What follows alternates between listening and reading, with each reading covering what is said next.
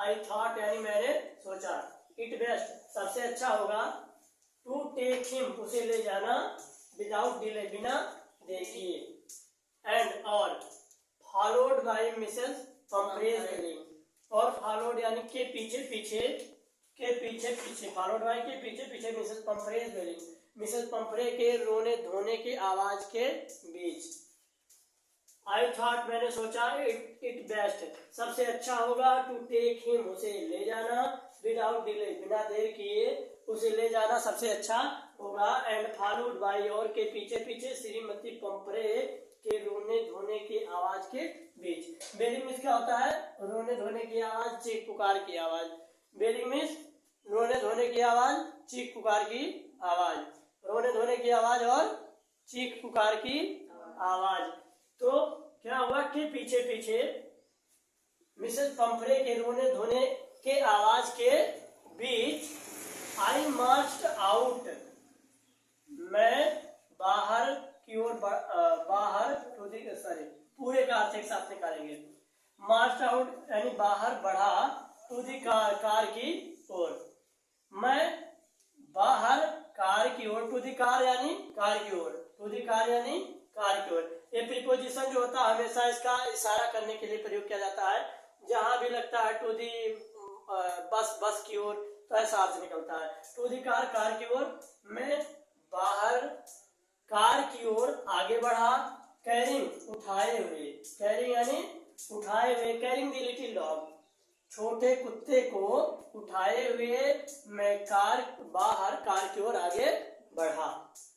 Wrapped in a blanket जो कि कंबल में लिपटा हुआ था, जो कि कंबल में, रैप्ड यानी लिपटा हुआ था, इन अ ब्लैंकेट जो कि कंबल में लिपटा हुआ था, जो कि कंबल में लिपटा हुआ था। अब यहाँ तक तो क्लियर हो गया। आई मार्च आउट मैं to the car, I march out to the car, मैं कार की ओर आगे बढ़ा। कैरिंग उठाए हुए, कैरिंग मींस उठाए हुए, लिटिल डॉग यानी छोटे कुत्ते को उठाए हुए मैं कार की ओर आगे बढ़ा। रैप्ड इन अ ब्लैंकेट जो कि एक कंबल में लिपटा हुआ था। द इंटायर स्टाफ पूरा स्टाफ या सारा स्टाफ यानी या नौकर नौकरानी कह सकते हैं, सारा स्टाफ जो था, सारा staff was roused, the entire staff was roused, सारे जो नौकर थे, नौकर चाकर, वो क्या हो गए थे? राउज्ड यानी जग गए थे या सक्रिय हो गए थे, एक्टिव होना। टू राउज्ड का अर्थ होता है एक्टिव होना। तो जग गए थे या कह सकते हैं सक्रिय हो गए थे, सक्रिय हो गए थे सारे स्टाफ। इंटायर वैल्यू है ना, लंच वाले में मिलेगा आपको इंटायर वैल्यू, पूरी घाटी। तो इंटायर का अर्थ पूरा होता है, संपूर्ण। तो इंटायर स्टाफ यानी सारे स्टाफ, वाज राउज्ड जग गए थे, एंड मेट्स और नौकरानियां, और मेट्स एक मेट की बात नहीं हो रही, नौकरानियां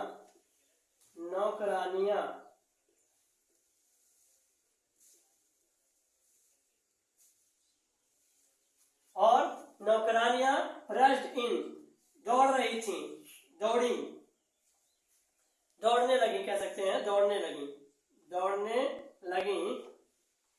नौकरानियां दौड़ने लगी। इन एंड आउट अंदर और बाहर, नौकरानियां अंदर बाहर दौड़ने लगी, घर से अंदर जा रही थी, बाहर आ रही थी। तो नौकरानियां दौड़ने लगी अंदर बाहर, तो इसका अर्थ पूरा निकलेगा, नौकरानियां अंदर बाहर दौड़ने लगी। ब्रिंगिंग लाने लगी, हिज डे बेड उसके दिन का बिस्तर, और लाने लगी ब्रिंगिंग आउट बाहर लाने लगी, हिज डे बेड उसके दिन की बिस्तर, एंड हिज नाइट बेड और उसके रात का बिस्तर।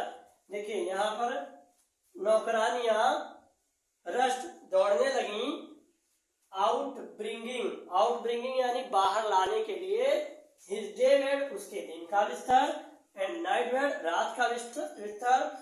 फेवरेट क्यूशन यानी तकिया ही होता है, लेकिन वो वाला तकिया नहीं होता जिसमें हम सर रख के सोते हैं, ये सोफे वाला तकिया है और नरम नर्म तकिया, जिसे नर्म बोलते हैं, नर्म तकिया बहुत मुलायम होता है, सॉफ्ट वाला तकिया और ज्यादा मुलायम होता है, आराम तकिया बोलते हैं। तो ये क्यूजन है, ये वाला तकिया नहीं है।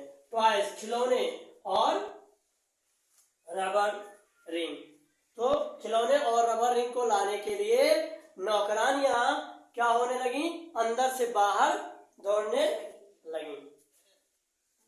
अब यहां पर है आगे ब्रेकफास्ट बाउल। ब्रेकफास्ट बाउल यानी सुबह का कटोरा। लंच बाउल, बाउल में कटोरा होता है, बाउल में क्या होता है, कटोरा। लंच बाउल दोपहर का कटोरा। सपर बाउल रात्रि का कटोरा। आप तीनों को कॉमन ले सकते हैं, कटोरा कटोरा कटोरा। अब बोल सकते हैं सुबह दोपहर और रात्रि का कटोरा लाने के लिए क्या करने लगी, नौकरानियां दौड़ने लगी। पूरे का अर्थ एक साथ ऐसे ले सकते हैं आप, कहां से कहां तक सेंटेंस है। The entire staff was roused। सभी जो स्टाफ थे, सारे स्टाफ थे, वो जग गए थे, सक्रिय हो गए थे। एंड मैक्स और नौकरानियां rushed in and out bringing his day bed, his night bed. और नौकरानियां दौड़ने लगी तो ब्रिंग आउट, बाहर लाने के लिए उसके रात्रि का बिस्तर, क्या बोलते हैं, दिन का बिस्तर, रात्रि का बिस्तर, उसके फेवरेट क्यूजन्स यानी तकिए, जो आराम तकिए होते हैं।